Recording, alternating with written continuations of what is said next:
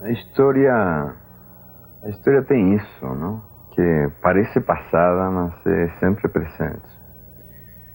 Os fatos acontecidos no século XIX, por exemplo, ao redor da Guerra do Paraguai, decorrentes dessa guerra, eu acho que são de uma atualidade surpreendente.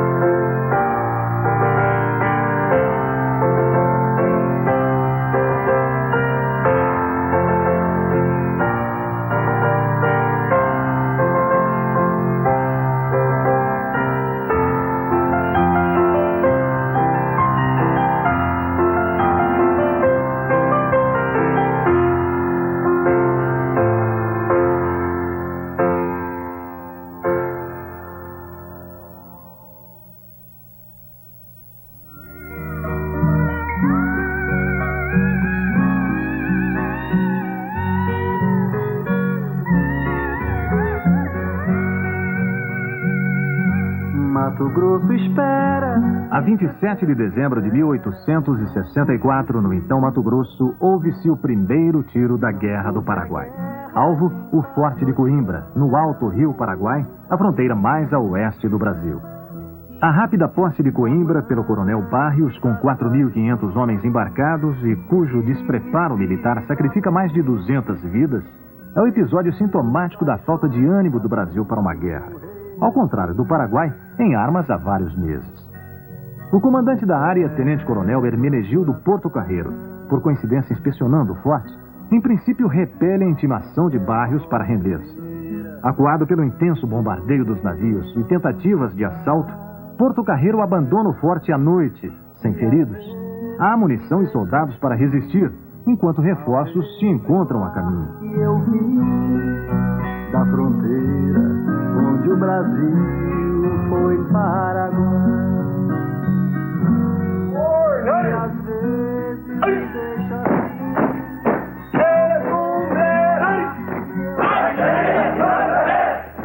da fronteira.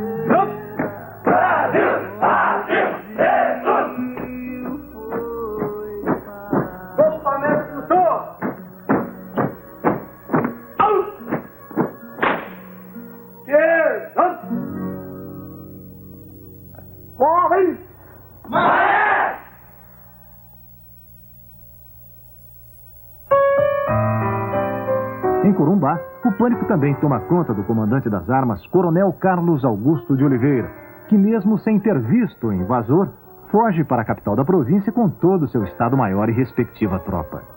Cuiabá, depois de hospedar os trânsfugas e submeter Porto Carreiro a conselho de guerra, passa a temer pelo assédio paraguaio, que só fica nas ameaças.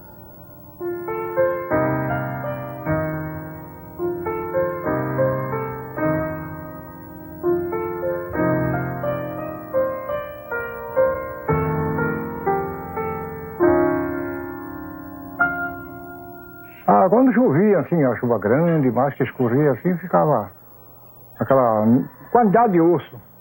Então nós, quando a guria, lá catar aqueles cavucar ali, para achar ouro da boca dentro de ouro dos Paraguai, então nós tirava aquilo e ia vender para os muris. Nós vendia por ele, o ouro. E ficava aquele cadáver, era comum, aqui ninguém já não incomodava, se eu passava via aquela enorme cabeça, de dentaduras perfeitas, a gente achava espoleta. Acho que eles brigavam fulminando com aquelas espoletas. Não sei como que eram as espoletinhas assim pequenininhas.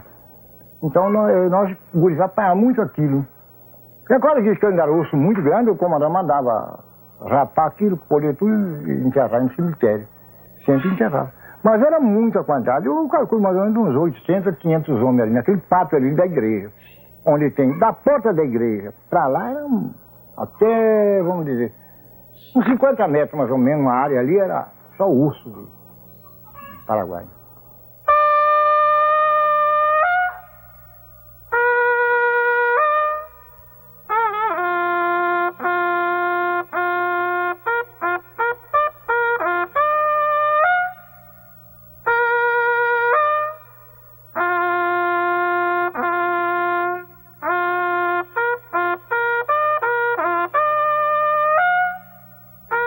Por terra, uma segunda coluna de 3.500 homens, comandada pelo coronel Resquim, atravessa o rio Apa e se apodera de todo o sul do Mato Grosso, saqueando o que vê pela frente. Gado, armamento, pólvora e víveres para remeter à Assunção.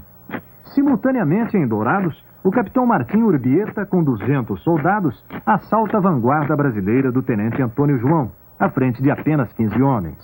Ao pressentir os paraguaios, Antônio João teria escrito ao seu comandante em Miranda: bilhete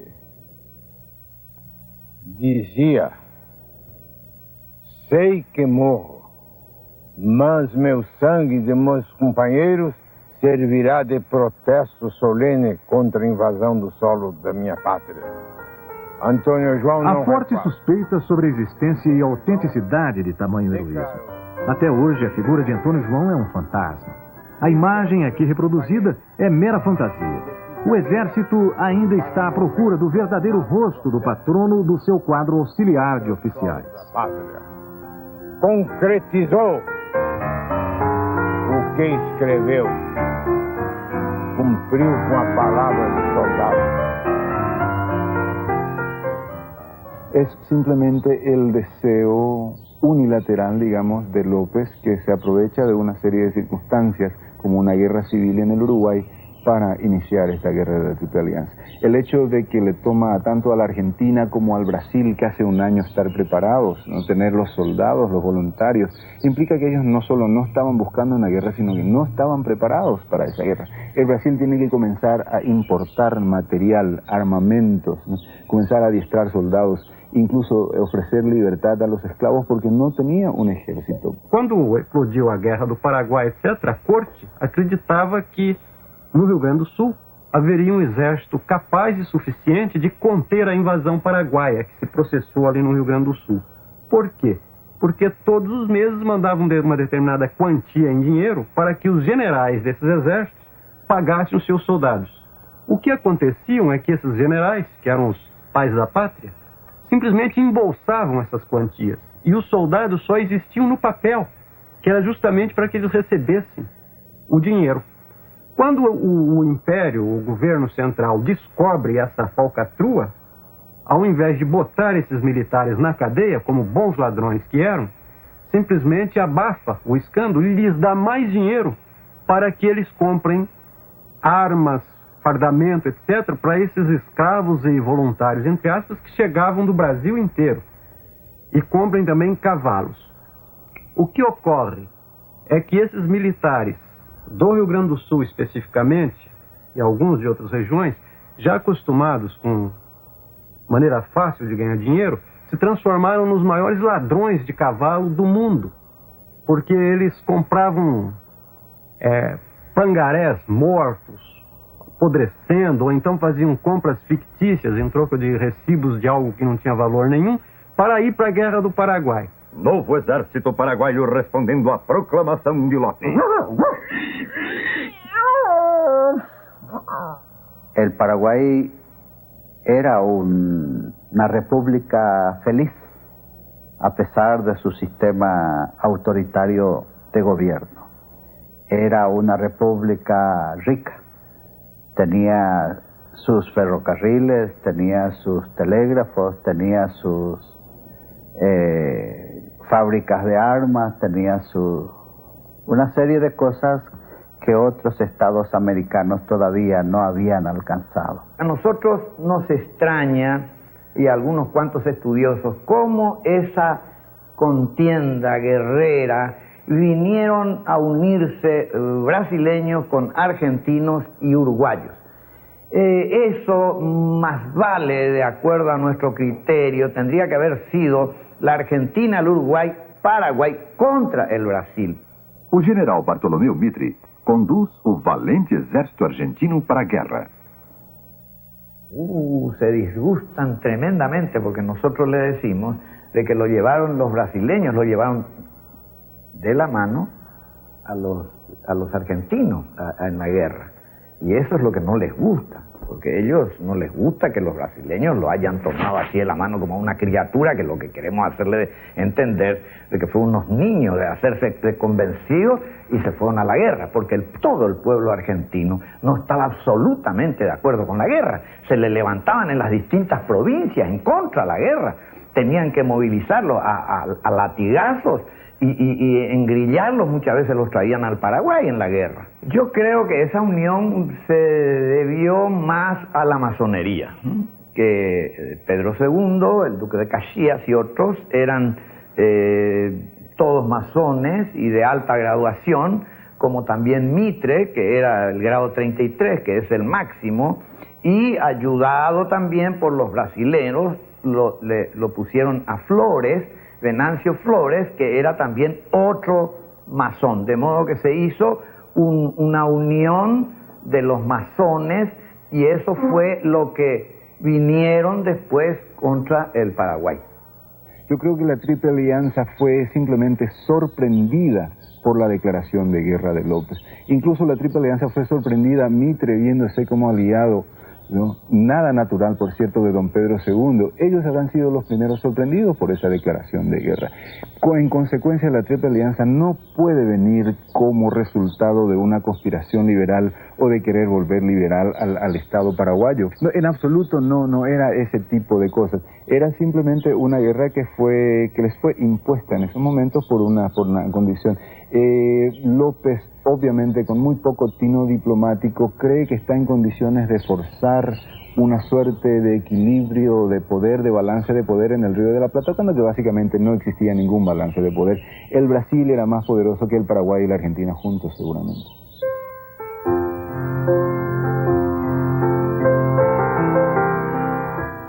Surpreender de manhãzinha toda a frota brasileira fundeada no Riachuelo, 15 quilômetros ao sul de Corrientes, aproveitando o fato de que a tripulação costuma dormir em terra, era na fase de preparação em Humaitá plano de um grande estrategista.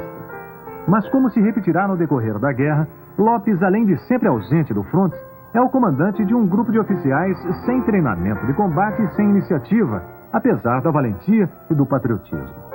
A caminho do Riachuelo, o capitão Meza preocupa-se com a avaria num de seus 8 navios e atrasa o início da operação. E de repente, com seus barcos mercantes, apenas um é de guerra, 6 chapas com canhão, vê-se enfrentando 9 vapores brasileiros de grande porte. Auxiliado por eficiente artilharia de costa, Meza ainda consegue inverter a desvantagem técnica até a metade do confronto, que dura 8 horas, com os paraguaios hasteando a bandeira nacional num dos navios brasileiros.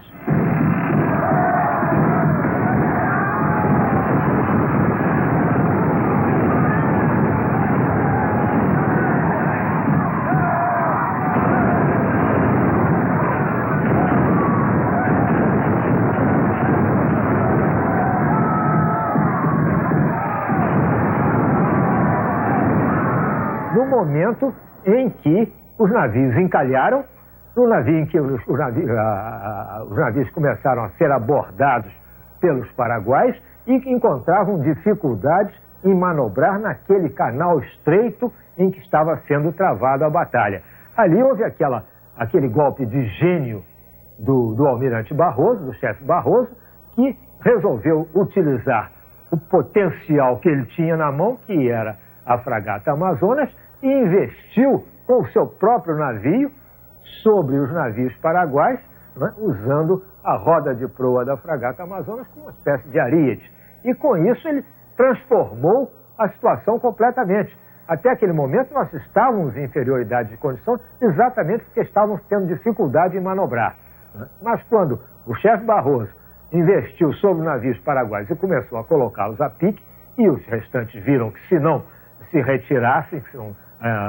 retirassem daquele local, seriam também afundados. Aí mudou completamente a situação e a quase derrota se transformou numa grande vitória. Dois protagonistas, um reivindicando a iniciativa, o capitão-tenente Delfim de Carvalho, e outro apontado por testemunhas, o prático argentino Bernardino Gustavino, questionam a glória do almirante Barroso quanto à intuição que salva o Brasil de um inédito fracasso naval. Barroso, para fazer cessar os boatos de que tiveram um ataque nervoso ante a audácia paraguaia, bloqueando-lhe a voz de comando, manda abrir processo para provar sua autoria. Logo depois da guerra, houve esta acusação, mas o almirante Barroso se dirigiu a todos os comandantes e aos oficiais da fragata Amazônia, fez um inquérito, né? E a resposta foi unânime, dizendo que a inspiração tinha sido dele, né? Isto está nos anais da guerra, tem lá as respostas todas. Se todos os oficiais faltaram à verdade, aí é um outro problema.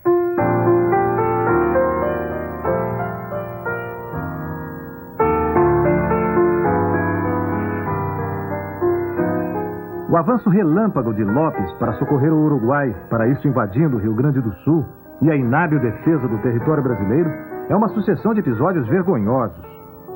Com a maior facilidade, o general Estigarribia chega até a Uruguaiana graças à covardia do general Canabarro, insensado herói da Revolução Farroupilha. Por isso, mais tarde, Canabarro é submetido a conselho de guerra, juntamente com outros oficiais.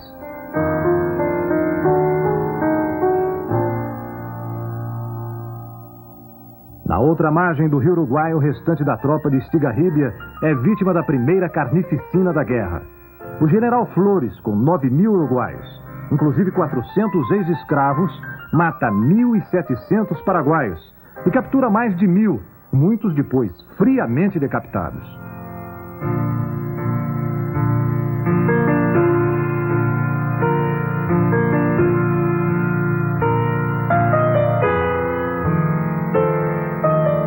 Imobilizado em Uruguaiana, Estigarribia deixa-se cercar pelos aliados. E sem luta, rende-se ao inimigo com as tropas mais bem adestradas do Paraguai. À cerimônia assistem o próprio imperador Pedro II e seu ministro da Guerra, Marquês de Caxias.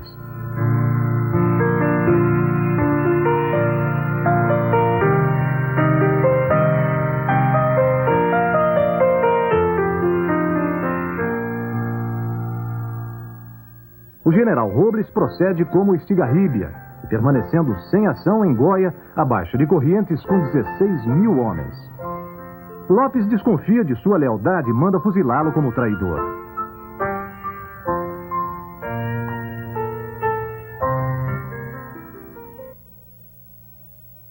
O soldado paraguaio que morrer pela causa da pátria ressuscita em Assunção. Será fuzilado todo aquele que, morto em combate, não se apresentar em Assunção.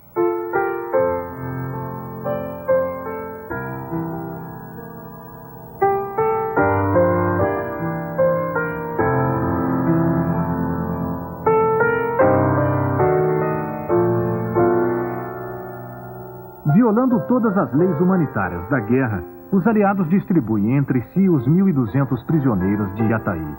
Assim, o Uruguai incorpora mais de 500 paraguaios às suas fileiras, sob ameaça de degola ou castigos.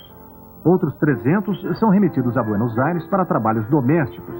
A cota brasileira é remetida ao Rio de Janeiro, onde os paraguaios acabam negociados como escravos.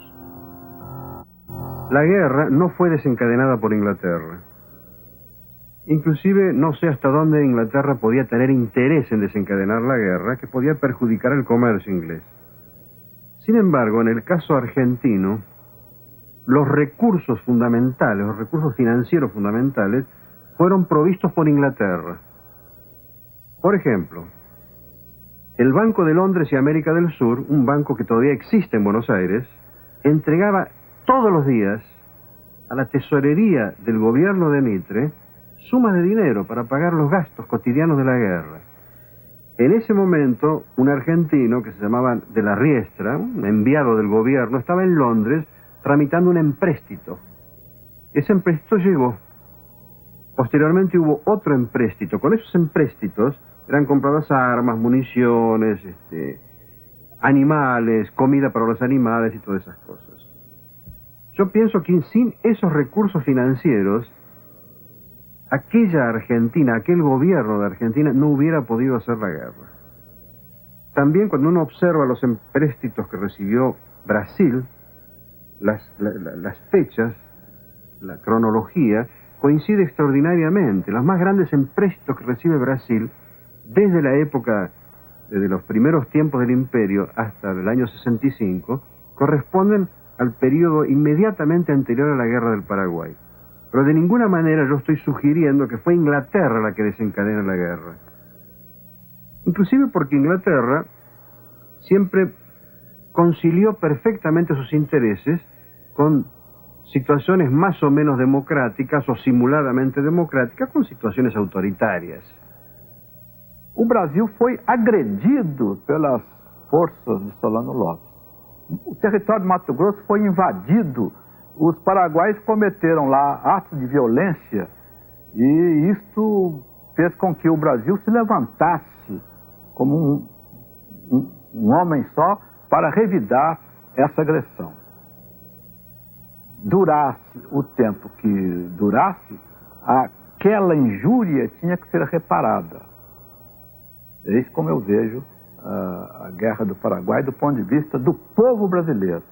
E a prova disso está em que, tendo o governo imperial de recorrer ao voluntariado para mobilizar tropa, porque ele não tinha um exército poderoso, a população masculina acorreu em massa para formar os batalhões de voluntários da pátria.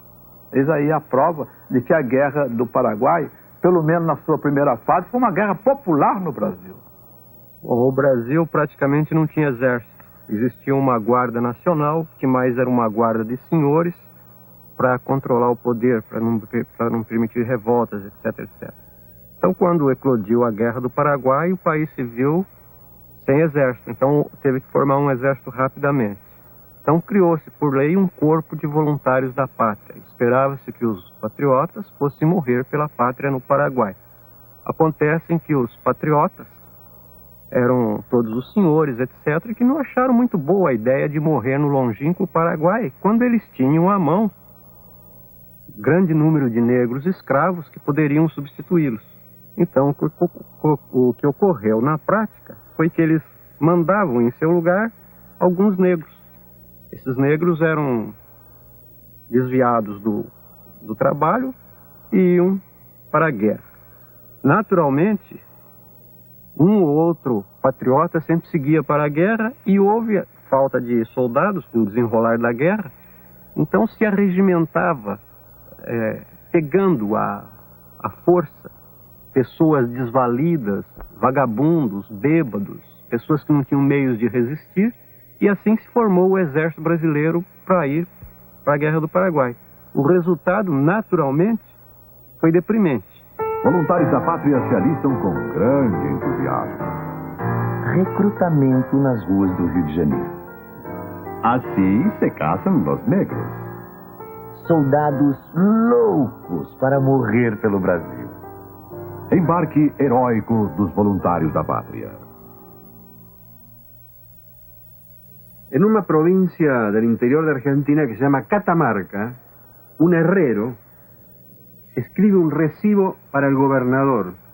Recibí tantos patacones, nuestra moneda de aquella época, por los fierros fabricados para los voluntarios de la Guerra del Paraguay. Los fierros. Tenemos cartas así de los generales diciendo: nuestros voluntarios que van atados codo con codo. No era una guerra popular, no tenía nada que ver con el sentimiento popular.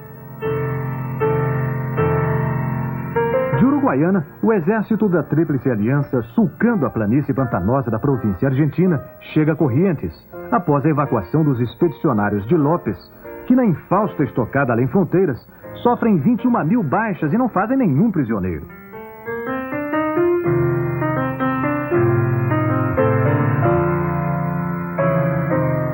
Dia 15 de abril de 1866 é uma data fatídica para o Paraguai.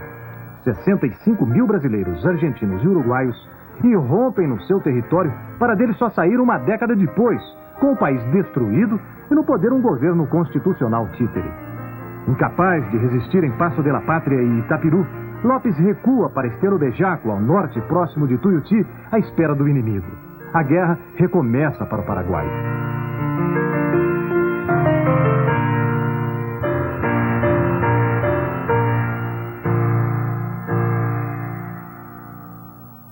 Y vamos a orientar nuestra carta para situarnos exactamente. Entonces tenemos la directriz formada entre la sombra. La sombra tiene que dar las 12, las 6.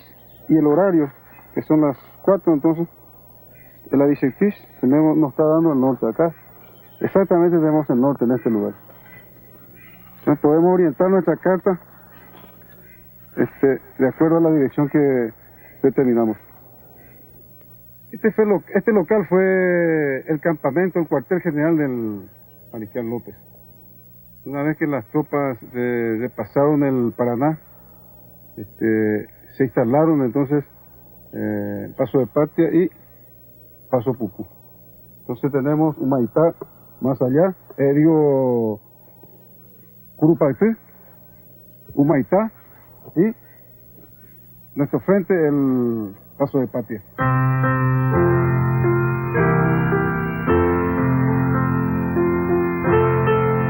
Desde Corrientes, o Paraguai, para enfrentar a superioridade numérica e tecnológica da Tríplice Aliança, alterna a tática da guerra convencional com a de guerrilha, tanto através de golpes de mão em terra, como incursões ao Rio Paraguai e seus afluentes. Assim se explicam, em parte, as grandes perdas humanas dos aliados, que nem sempre ocorrem nos embates decisivos. Al sur, allá podemos observar Tuyutín, a aquella altura, y vemos el estero de por medio. Acá cobra importancia esta altura por el amplio dominio que tiene sobre toda la zona. Es muy importante, aquí se libró la batalla de Estero Bellaco y Tuyutí. La primera fue un reconocimiento ofensivo que se hizo a las fuerzas aliadas. Posteriormente vino la batalla de Tuyutí. El mariscal buscó la batalla decisiva a fin de llegar a una decisión, y se libró el 24 de mayo de 1866. Y desde este lugar, el mariscal López condujo su ejército.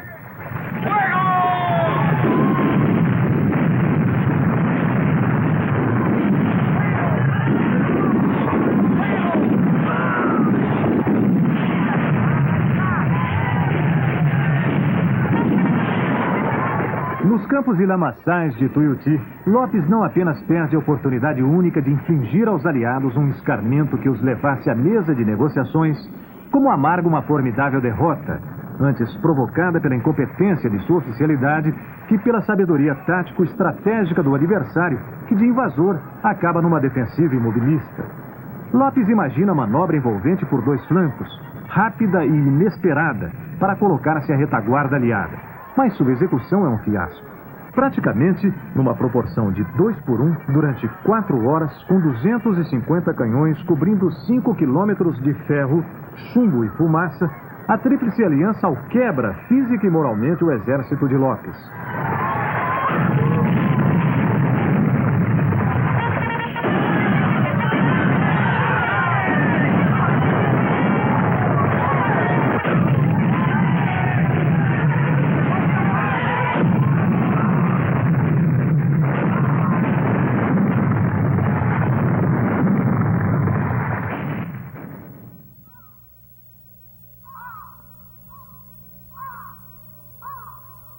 A guerra não poderia ter sido terminada em Tuiuti. Tuiuti foi uma batalha que se processou aqui, a mais sangrenta da América do Sul, com aproximadamente 13 mil baixas paraguaias e quase 4 mil aliadas, que teve uma influência muito grande na paralisação das operações. Com a chegada do Corpo do Exército de Porto Alegre, foi possível fazer uma ação sobre Curuzu, no começo de setembro, e um grande fracasso militar nosso, da Tríplice Aliança, sobre Curupaytí, no dia 22 de setembro.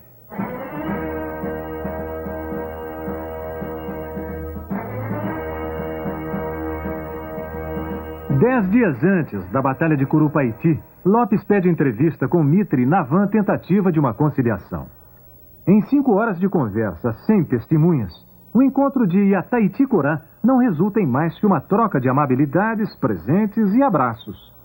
Mitre diz não poder se afastar dos termos do Tratado da Tríplice Aliança, que por sua vez são inaceitáveis para Lopes. Portanto, uma paz imediata é impraticável e as hostilidades devem continuar com vigor ainda maior.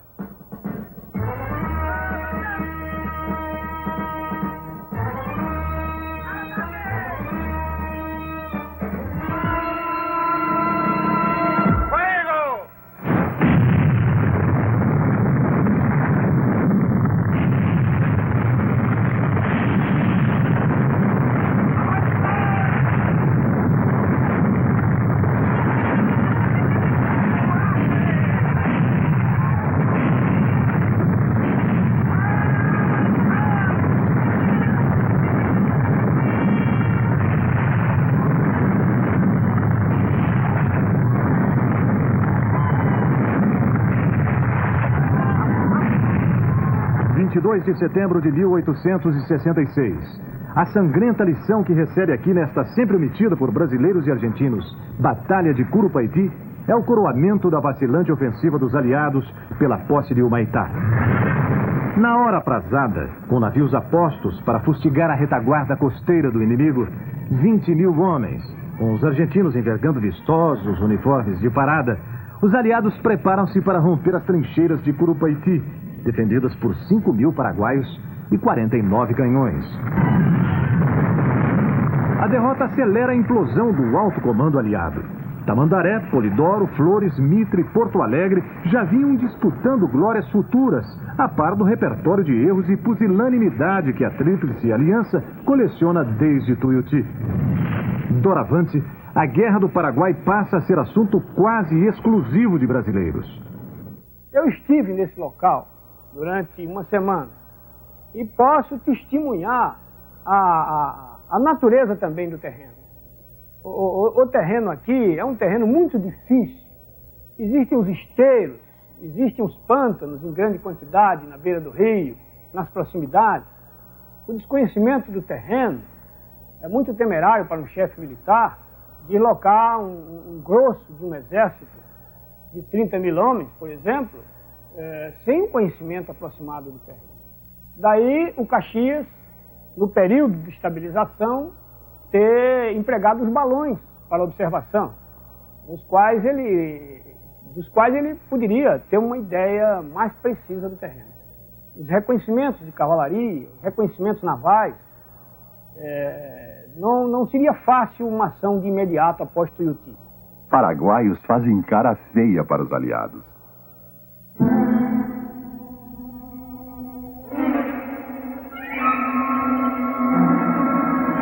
O episódio da retirada da Laguna, tornado épico graças à brilhante narrativa de um dos protagonistas, o futuro Visconde de Toné, é um fato secundário no contexto geral da Guerra do Paraguai. Em meados de 1867, o coronel Carlos de Moraes Cabizão, um dos fugitivos da invasão de Corumbá, à frente de 1.700 homens, inclusive índios, Guaicuru e Terena, mulheres e mascates, inicia ousada marcha sobre o Paraguai até Vila Concepción, com vistas a abrir uma frente norte. Cabizão procura apagar a lembrança e a imagem de covarde que lhe maculam a consciência e a carreira.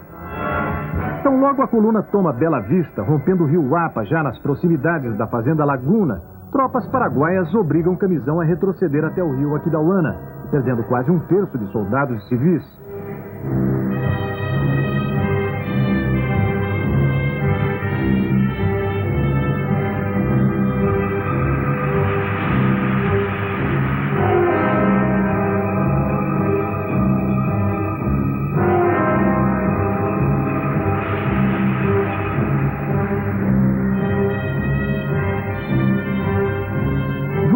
Flagelo paraguaio, a coluna é acometida pela cólera, dizimando dezenas de soldados e inúmeros oficiais, incluindo o próprio Cabizão. Num determinado trecho da fuga, Cabizão é obrigado a abandonar mais de 100 coléricos, pedindo clemência às tropas que o açoitam. Segundo Toné, que se contradiz ao reproduzir relato de um sobrevivente que afirma não ter visto nenhuma chacina. Os paraguaios teriam massacrado os inermes brasileiros.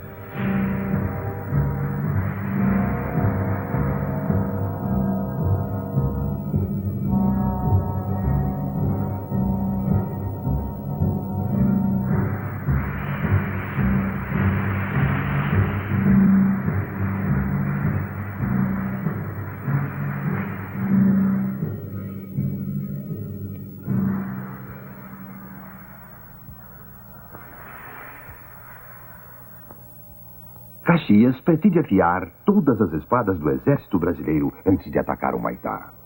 Enquanto o exército aliado não se decide, Solano Lopes se diverte tirando fotografias. Um ano e meio depois, novembro de 67, os aliados literalmente confinados em Tuiuti, Lopes volta ao mesmo teatro de operações para tentar constranger Caxias a retroceder até o Rio Paraná. A repentina aparição dos paraguaios em Tuiuti, onde os oficiais cultivam flores para matar o tempo, causa tamanho pânico que todo um batalhão brasileiro chega a ser aprisionado junto com o seu comandante.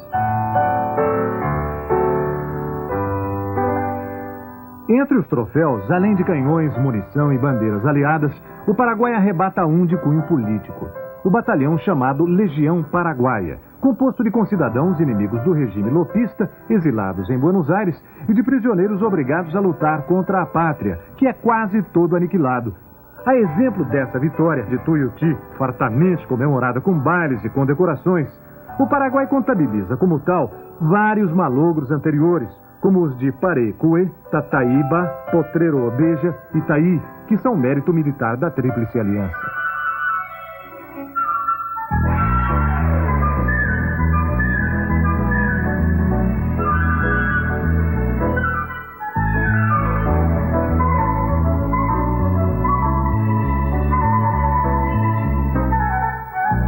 Com a queda de Humaitá, fruto de manobra sempre creditada a Caxias, que a executou, mas que na verdade fora concebida por Mitre 2 anos antes, de novo a guerra está aparentemente perdida para Lopes.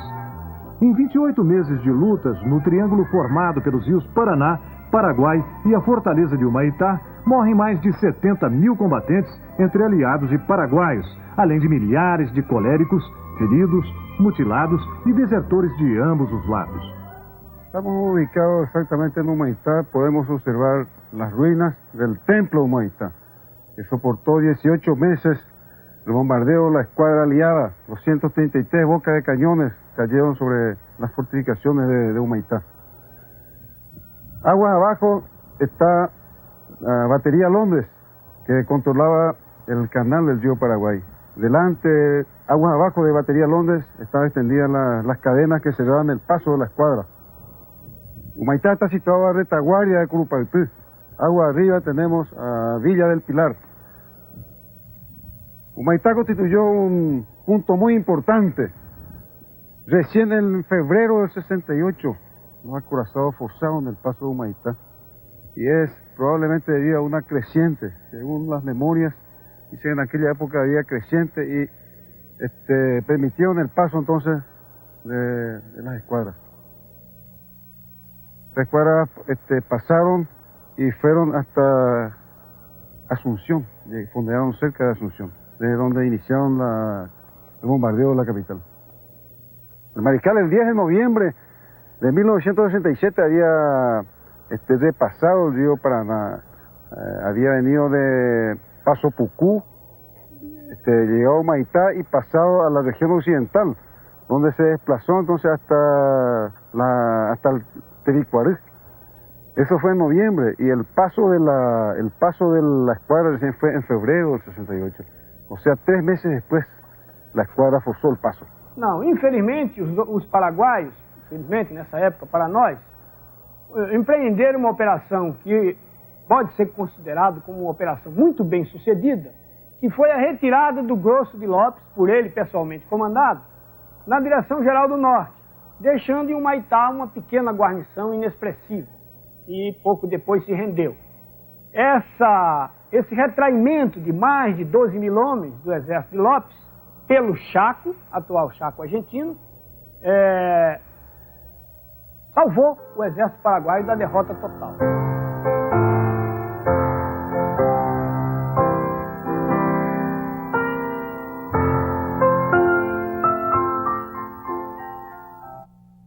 Em 11 de junho de 65 foi a Batalha do Riachuelo, desembarque do Passo da Pátria, Batalha de Tuiuti em 66 e a passagem do Humaitá só viria a ocorrer em fevereiro de 68.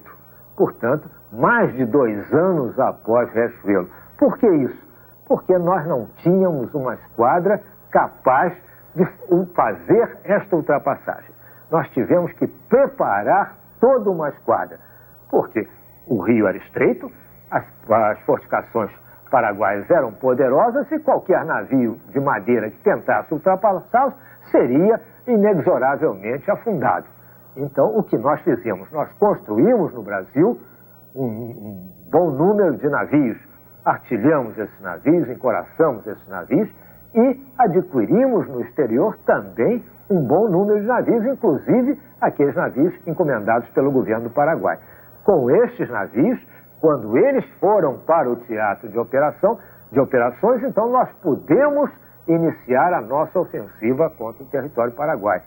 O Marquês de Caxias fez a marcha de flanco, desbordou o Humaitá e aí houve a nossa passagem, mas que tivemos que esperar condições favoráveis. Uma cheia do rio, um bombardeamento do rio para afundar os pontões que seguravam as correntes que fechavam o rio de um lado ao outro, e quando tivemos então esses pontões afundados e as correntes fizeram uma catenária suficiente, os navios passaram por cima, debaixo de um terrível fogo paraguaio que chegou a cortar a amarração de navios que estavam a contrabordo do outro, y esses navios caíram com a correnteza do rio. Una condecoración que nos llamó mucho la atención fue una condecoración brasileña que decía o Passagem do Humaitá. Estuvieron la escuadra más de 6 meses bombardeando de mañana, de tarde y de noche. Y una vez que pasó la escuadra brasileña, se otorgó la medalla, como les dije, con el nombre de Passagem do Humaitá. Pero después, mismo en el Brasil, hubo unas tremendas críticas, porque le resultaba un poco desagradable que tanto tiempo no habían podido pasar. Entonces, con ese motivo, esa condecoración se retiró. A los que le habían otorgado, se volvió a retirar esta condecoración, o Passagem do Humaitá. Que conhece, mas não sabem, né? Sabem por escrito, por disque, como eu sei, por disque de meu pai. Agora eu falo com certeza porque meu pai contava, né? E ele não tinha necessidade de mentir para mim, para filho, né? E sei que ele fez a retomada de Corumbá, agora o resto eu vejo. O povo novo vai saber. Eu estou com 83 anos, era criança quando ele contava as coisas, né? 1907, mais ou menos. E eu lembro até hoje. Como é que foi a retomada de Corumbá? Ele me disse o seguinte, que as forças, eles formaram a força em Cuiabá, né? Então, o comandante da força perguntou qual é que queria vir fazer a tomada de Corumbá, que desse um passo à frente. Então, deu um passo à frente 600 homens. E esses 600 homens que vieram retomar, de onde veio meu pai e 2 irmãos das moças que estavam presas e do rapaz que ficou preso pelos paraguaios. Isso ele contou. E como é que foi essa retomada? Foi violenta? Foi violenta. Fácil? Foi fácil, não houve briga. Briga muito pouco, né? Mas foi fácil. Por quê? Porque os paraguaios não estavam esperando, né? Os paraguaios estavam todos deitados, dormindo. Os comandantes estavam na casa das moças esperando um cafezinho, né? Quando eles viam, as moças estavam na cozinha, uma disse para a outra, falou, hora boa dos brasileiros bater. Isso é ela que contaram para meu pai, e meu pai contava para nós, né? Ou hora boa dos brasileiros bater, né? Muito baixo na cozinha. Foi quando elas falaram, terminaram de falar, viram viva a nação brasileira, né? Eles já viram fogo. Aí os oficiais que estavam na casa correram. Correram E bala, mataram o padre. O coronel, eu não me lembro se eles se mataram ou não. Isso eu não vou dizer que mataram, porque eu não lembro. Sei que o padre, ele conta que mataram. Mataram e tiraram a costela do padre e desgraçaram e comeram. Não sei se é verdade. A retomada foi real. Houve a retomada de Corumbá no dia 13 de junho de 1867. Quer dizer, quanto tempo os paraguaios já estavam aqui? Há 2 anos e quase 6 meses. Como é que o senhor sabe essas coisas? Bom, pela história e também por algum acidente. Por exemplo, meu avô, que foi soldado, combateu na Guerra do Paraguai. Ele contava essa história toda direitinha. Ele tomou parte efetivamente na retomada de Corumbá. Foi uma luta de igual para igual. Esse negócio de Paraguai dormindo, não estava dormindo, não. Eles estavam combatendo de igual para igual com os brasileiros.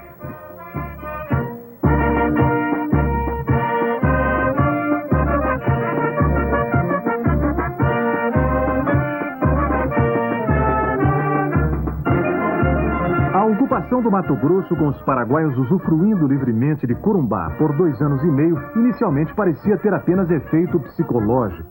No decorrer do conflito, no entanto, revela-se seu valor estratégico: proteger a retaguarda do país e a possibilidade de Lopes em comunicar-se com o Pacífico através da Bolívia.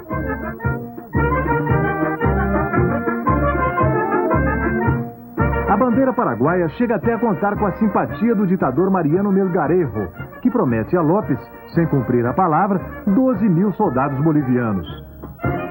Durante a guerra toda, com o fechamento do Rio da Prata, pela Bolívia, Lopes mantém abertos os canais diplomáticos com a América do Sul, França, Inglaterra e Estados Unidos, além de importar armas, munição, víveres e medicamentos.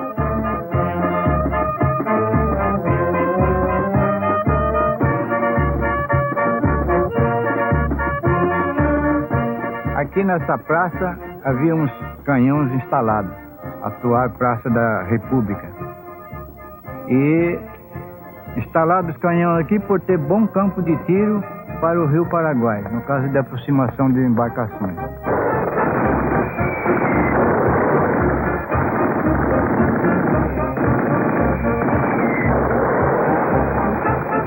Foi durante a Guerra do Paraguai. Nos idos de 1867, 200 valorosos comandados do então tenente-coronel Antônio Maria Coelho desceram o rio Cuiabá, em embarcações frágeis, para desalojarem de Corumbá os invasores de Solano Lopes. Foram poucos, fazendo muito para tantos brasileiros.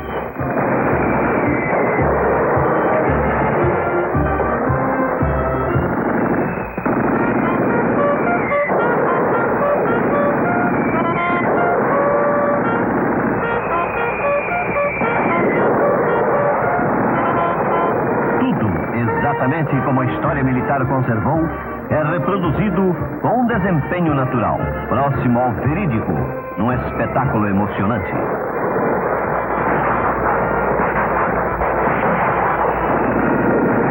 Ocorre agora a simbólica ação da retomada. Uma grande epopeia, milionária de civismo, honrando a história pátria. Socorro em ação. O episódio lembra que o inimigo era mais poderoso e estava tranquilo. Os brasileiros surpreendiam os orientais de um modo denodado. Foi uma contenda fragorosa.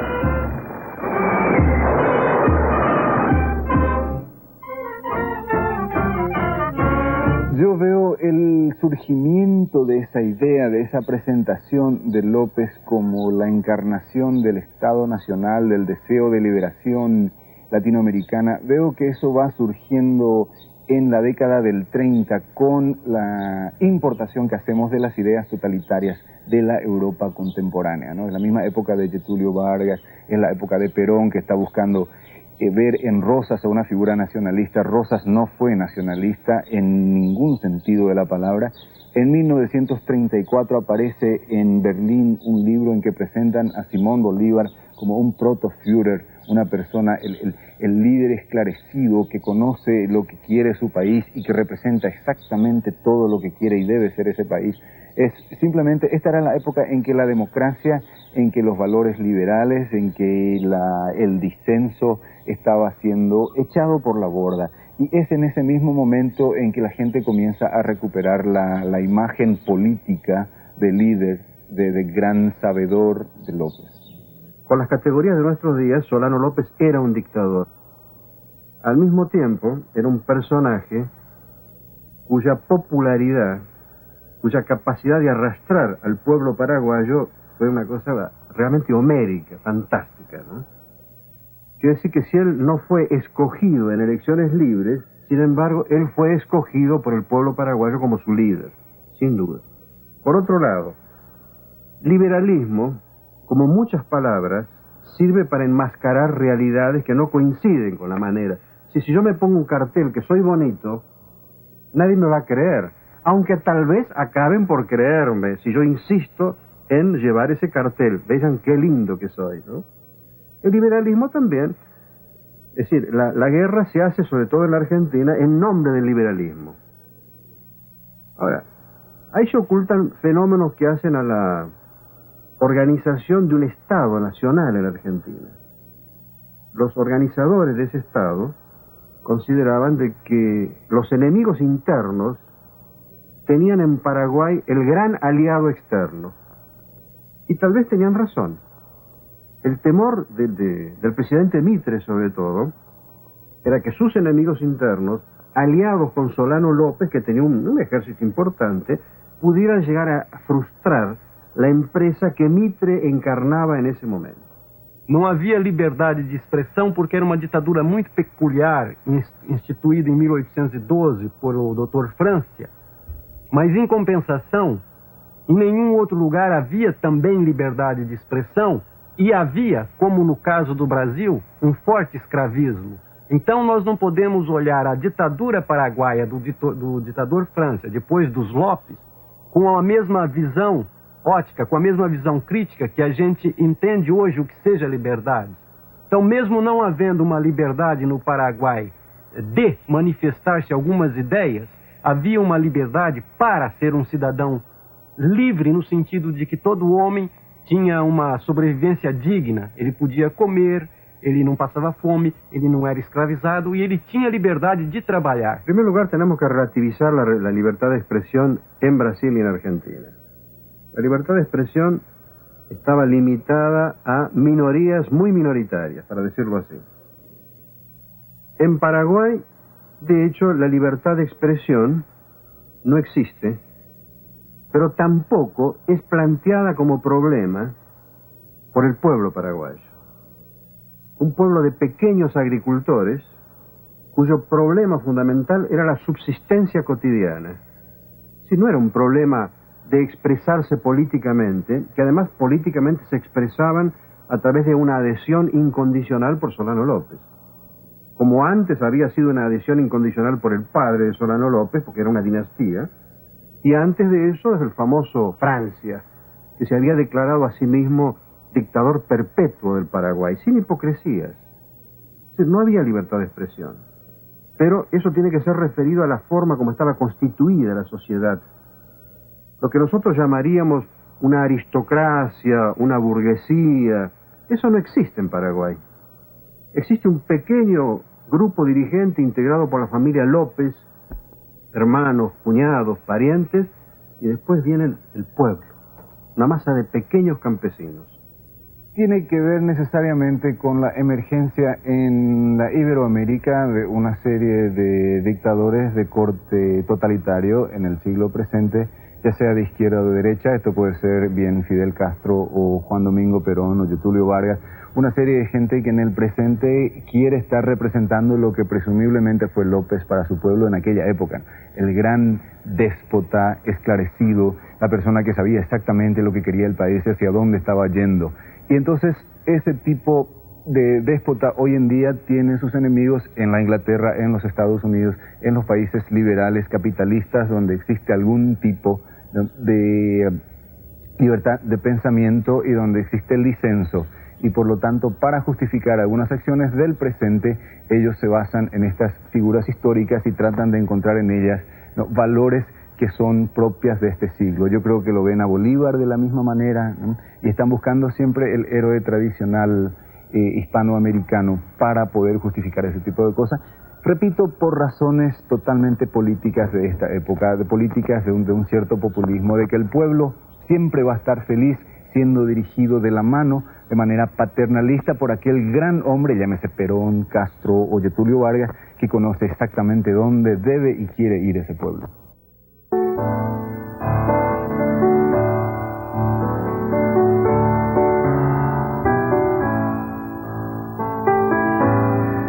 Paranoia ou não, dada a ausência de documentos comprobatórios, Lopes descobre em São Fernando, meados de 68, uma conspiração para destituí-lo da presidência da República e entregar o país à Tríplice Aliança.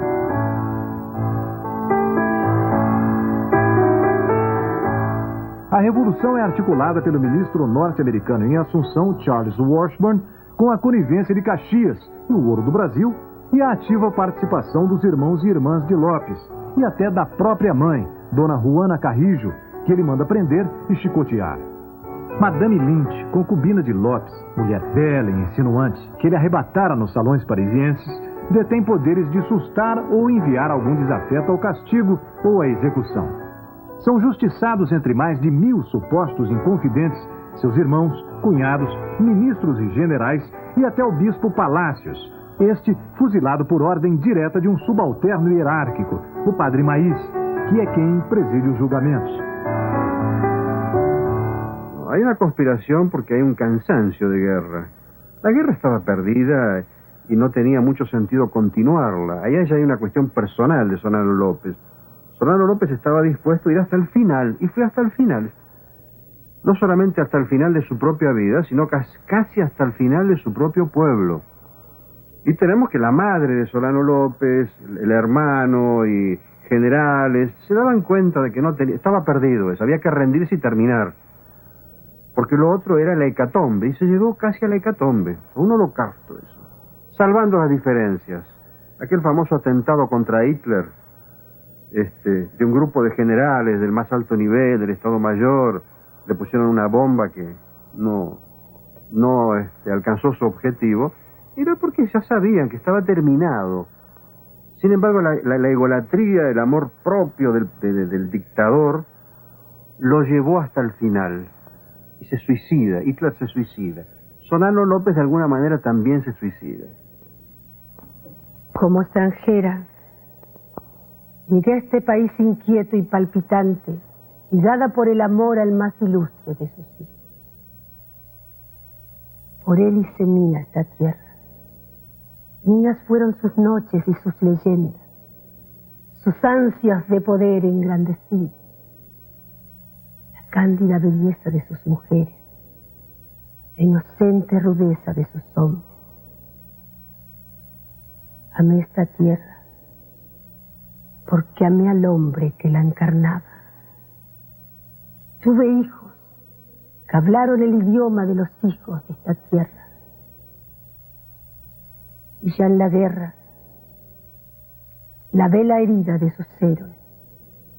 Me salpiqué con la sangre fresca que corría generosa por los campos de batalla. Y lloré por las viudas, con las madres sin hijos, todas hermanas mías en este dolor interminable.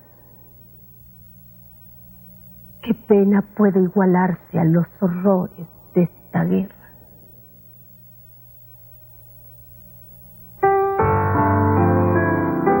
No decorrer do mês de dezembro de 1868, 19.000 brasileiros e 6.000 argentinos e uruguaios protagonizam uma mortandade exemplar em Itororó, Havaí e Lomas Valentinas, aniquilando todo o exército paraguaio. A sequência de vitórias custa uma sangria de mais da metade do efetivo aliado, inclusive com Osório fora de combate atirado no maxilar. Na véspera do Natal, a Tríplice Aliança exorta o ditador a depor armas. Como resposta, Solano Lopes empreende uma espetacular fuga à vista de todo o comando aliado. Estrategicamente, o que significou essa dezembrada para a Guerra do Paraguai? Bom, representou a destruição do exército paraguaio, que era uma tarefa, que era um objetivo implícito à própria guerra, pelas próprias leis da guerra. Isto é, a marcha realizada para o sul, a Batalha de Tororó, a Batalha de Havaí e mais adiante a Batalha de Lomas Valentinas e de Angostura, a ocupação de Angostura, caracterizaram a destruição completa do exército paraguaio. O Marechal Lopes, ao retirar-se para a Cordilheira, reorganizou um outro exército. Tanto que a sua escolta era tão diminuta que não podia ser considerada sequer uma tropa. E como se explica que Caxias tenha deixado escapar Solano Lopes? Bom, esse é um ponto em que a história realmente oferece as suas áreas obscuras. Eu não acredito que a versão paraguaia de que o Duque de Caxias fosse maçom tivesse ajudado a fuga de Lopes, auxiliado a fuga de Lopes. O Duque de Caxias era um homem íntegro, era um homem muito refinado na sua conduta pessoal e ética. E eu não acredito de forma alguma que ele deixasse escapar um chefe inimigo numa batalha franca e típica de uma guerra. Militarmente, como se explica que ele apenas com 60, 80 homens tenha escapado do exército de mais de 20 mil homens? A permeabilidade do terreno da época e até o nosso desconhecimento relativo dele, durante a Batalha de Lomas Valentinas, propiciou isso. O Lopes, ele era um soldado experiente, mas ele não ficava, ele não estava exatamente na linha de contato, onde estava vendo o fragor da batalha. Ele controlava um pouco mais a retaguarda, como ordinariamente ocorria na época. Então ele teve condições, conhecedor profundo do terreno, de fluir sobre o terreno uma pequena escolta, sem possibilidade de que se fosse interrompida a sua fuga nesse momento. Essa é a versão brasileira e aceita pelos militares, historiadores, sobre esse acontecimento tão controvertido da história. Militarmente es imposible que un ejército numeroso y victorioso deje escapar a un grupo de 80 hombres, salvo que en la euforia de la victoria no se hayan cubierto en la totalidad de los terrenos por los cuales podría escapar esta masa humana. Alguien dice que era por su hermandad masónica, cosa que tampoco está comprobado. Bueno, aquí la masonería en el Paraguay quiso encontrar algún documento, pero puedo asegurarle que no encontraron ningún documento que prueben que López sea masón. Por más que algunos aseguran, yo no creo de que haya sido masón porque era una familia eminentemente católica. Don Carlos Antonio López tenía 3 hermanos sacerdotes y eran muy católicos y siempre la religión católica fue en contra a la masonería.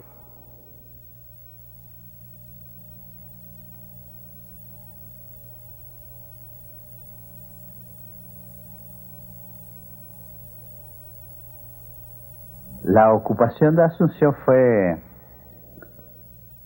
un acto de violencia por el ejército vencedor. Asunción prácticamente estuvo desocupada porque las residentas, los hombres residenciados, las mujeres residenciadas, entonces las mujeres que llegaban a Asunción fueron objeto del ludibrio de las tropas de ocupación. El ejército argentino ocupó la villa occidental, actual Villa Ayes, y el ejército imperial quedó en Asunción. A 1º de janeiro de 69, Caxias ordena a tomada de Assunção. Durante 5 dias, com todo efetivo brasileiro e pequeno contingente uruguaio, Assunção é submetida a escandaloso saque, que não perdoa seus poucos habitantes, nem as legações estrangeiras, igrejas e cemitérios. Oficiais e soldados carregam navios militares e particulares com erva mate, tabaco, com pianos, roupas, móveis, cortinas, portas e janelas entalhadas, com porcelanas e cristais, além de joias e ourivesaria em geral. Ironicamente, no cemitério de La Recoleta, de todos os túmulos violados e ataúdes abertos, os saqueadores respeitam a tumba do general Dias, o comandante de Curupaiti.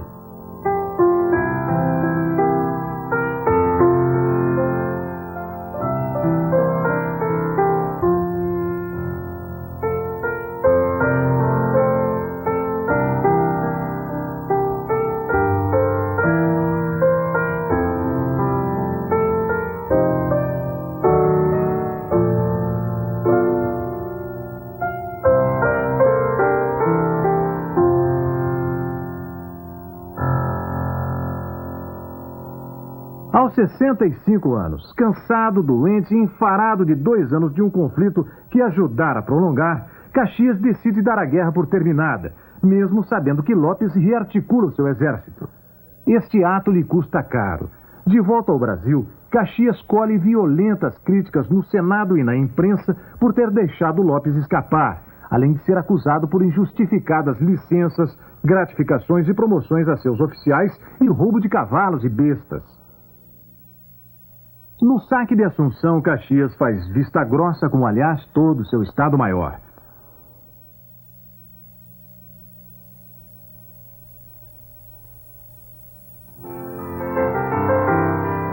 Para substituir Caxias, o imperador Pedro II nomeia seu genro de 27 anos, marido da princesa Isabel, Conde D, para dar caça a Lopes até a morte. Acreditando flagrar e prender Lopes em Piribebuí, o Conde D arremete contra 1.600 homens, mulheres e crianças que se defendem em acabada munição, jogando pedras, garrafas e tudo que lhes cai nas mãos. Na refrega, o general Mena Barreto é mortalmente alvejado. Como vingança, o Conde D determina a degola do comandante da defesa de Piribebuí e da maioria dos prisioneiros. Finalmente, ordena o incêndio de um hospital repleto de feridos, depois, lógico, de trancar por fora portas e janelas.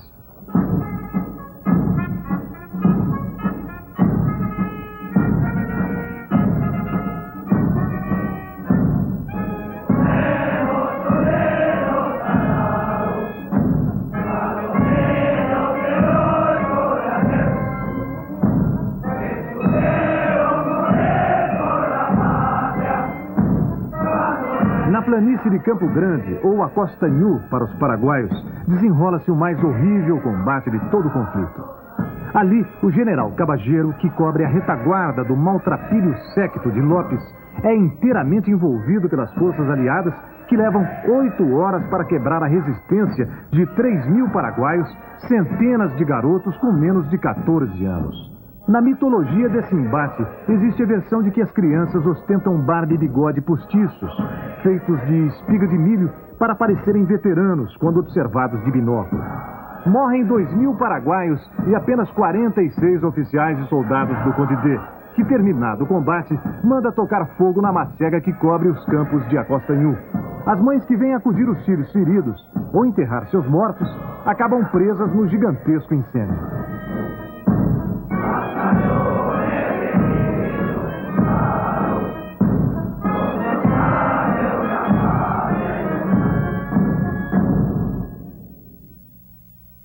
¿Y qué? ¿Cuándo las calles de Asunción estuvieron libres de murmuraciones? Yo todavía estaba lejos de esta ciudad. Aún no la conocía, pero mi nombre era pronunciado con aversión. Mis historias de liviandad y de ambición llenaban las fiestas y las noches asuncenas. ¿Ha cambiado algo acaso? Desde hace 10 años que se entretienen con mi pasado, con mi presente y hasta con mi futuro. Madame Lynch no era precisamente una persona sin ambiciones, era una joven y bastante ambiciosa en el sentido de que mismo en París estaba buscando algún tipo de conexión con la nobleza de ese lugar, o por lo menos con la alta burguesía. Ella decide seguir a Francisco Solano López por las promesas de riqueza y de importancia social que él daba, ¿no?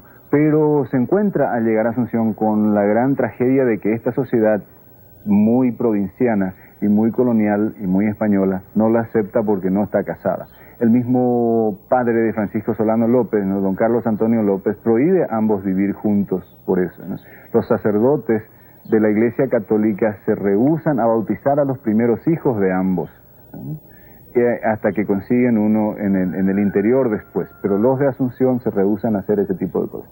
Ella es también responsable en cierta medida, ¿no?, al tener acceso a la gran fortuna de los López, de los 2 primeros pianos que son importados, ¿no? Muy importante en la cultura nacional, en la historia cultural. Pero al mismo tiempo era una persona muy rica por su asociación con la familia López, que era prácticamente la dueña de este país, ¿no? Un historiador norteamericano había dicho que el Paraguay era prácticamente una estancia de los López, ¿no? En ese sentido, ella era propietaria de 24 de las mejores viviendas de Asunción, ¿no?, tenía una casa de verano que era casi un castillo para estándares paraguayos en aquella época sobre el lago de Pacaraí, cerca de Patiño, cerca de San Bernardino, y al mismo tiempo durante la guerra ya López transfiere a la propiedad de Madame Lynch unas extensiones de tierra tan grandes que superaban en extensión a varios países, incluso varios países de Europa como Holanda y Bélgica, digamos. Ella tuvo que haber sido en su época, entre 1865 y 1869, la latifundista más poderosa de todo el mundo. Y las tierras que le eran transferidas estaban justamente en terrenos considerados en litigio hacia el lado brasileño y hacia el lado que hoy es la Argentina. Além da festa, da grande celebração social da vitória militar, também os países vencedores ficaram numa situação muito ruim, endividadíssimos, porque a maior parte dos créditos que fizeram possível a guerra foram créditos chegados da banca britânica. Os três países estavam já muito endividados antes da guerra começar, e depois da guerra acabar foi uma montanha de dívidas sobre as costas dos três. E o Paraguai ficou destruído, absolutamente esmagado. A primeira coisa que o novo governo paraguaio fez foi um empréstimo externo, foi o nascimento da democracia paraguaia, foi um empréstimo externo, e até então, até o ano 1865, o Paraguai tinha muitos técnicos estrangeiros trabalhando lá, em ferrocarriles, em fábricas, em educação, mas eram os técnicos estrangeiros ao serviço do povo, ao serviço da nação.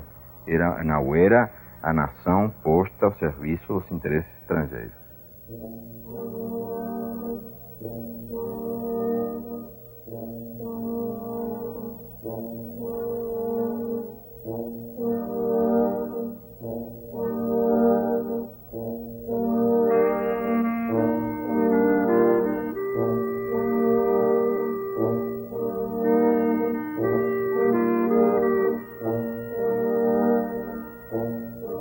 Estamos en la costa de la Quiabanigüí. Bueno, aquí murió el mariscal don Francisco Solano López, que era presidente de la República del Paraguay en 1870. Y aquí mismo él fue muerto, porque él vino herido de allá en donde ahora mismo está la pista de aviación. Él vino herido a caballo, quería pasar en su puesto comando y cayó en el agua, él y el caballo pasó al otro lado. En ese arroyito cayó mariscal, muy mal herido.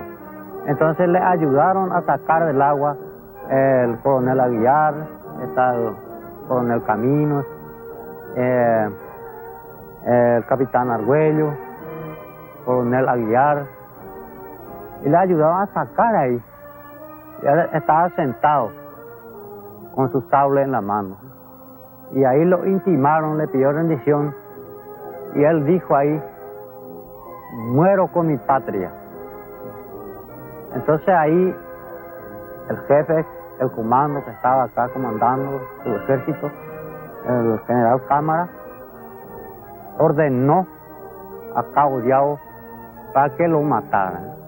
Entonces ahí dijo, mátelo a ese tirano López. Y ahí, claro, como subalterno, cumplió la orden de sus superiores, de su jefe, y le mató ahí. Y ahí escribieron una carta para mandar a su jefe otra vez en Río de Janeiro.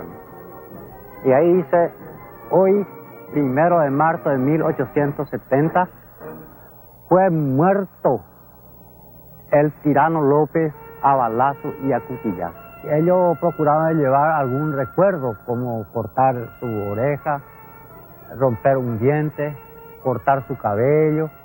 Entonces, para llevar en su país como trofeo, digamos, de la guerra del 70.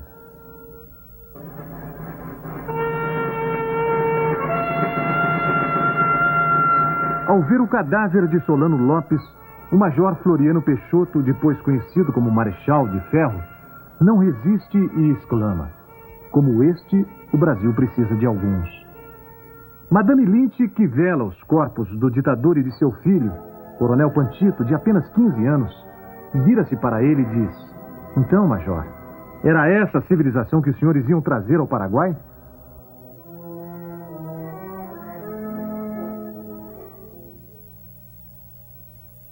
La guerra ha terminado. El grito de vencer o morir acaba de silenciarse en las aguas del Aquidabán. Mis manos dieron sepultura a los dos cuerpos por mí más queridos. Ya no hay nada que hacer. Solo cubrir de rezos la memoria de los héroes y procurar que el pecho no estalle de dolor.